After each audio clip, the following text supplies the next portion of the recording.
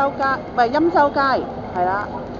呢度咧以前就好多食店啊，賣嗰啲手作嗰啲鋪頭啊，譬如豬仔啊、手繩啊，同埋即係 DIY 嘅嘢啦。而家可能有隔離啊，街市啊。係啦，而家可能咧就有啲轉變咗啦。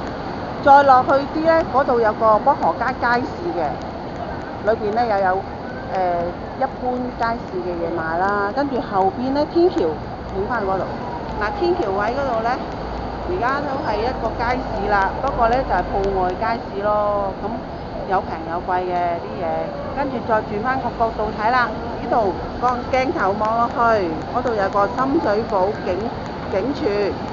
以前咧好耐，我童年時候呢個地方咧就係一個碼頭嚟噶，而家已經演變晒唔同晒地方咯。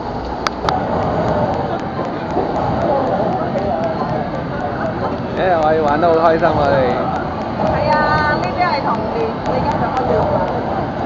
嗱，呢個咧就係童年嗰個玩意好耐啦，呢度係嗰個叫咩？飛龍樂園。由中學到而家仲行過啦，幾耐歷史啊？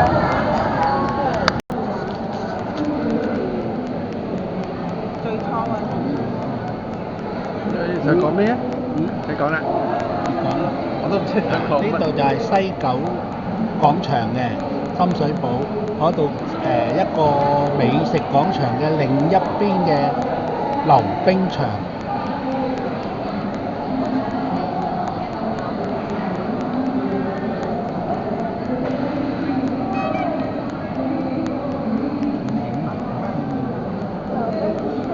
嚇！佢哋咁都係揸住個牌？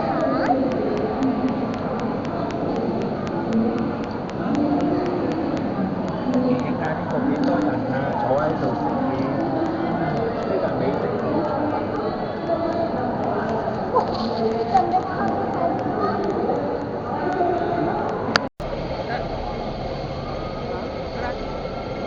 開始啦！唔係白講咩？呢度就係深水埗青山道前面就係青山道嘅嘉頓麵包個工場。呢度咧就已經係呢啲屋都係舊㗎啦，以前嘅時代嘅屋嚟㗎啦，呢啲以前80年唔係70年代嘅60、70年代嘅樓嚟㗎啦，呢啲已經係。今日嘅深水埗之旅咧，差唔多到呢度啦。今日個天氣都唔係算係好好啦，咁就有啲雨嘅，咁係啦。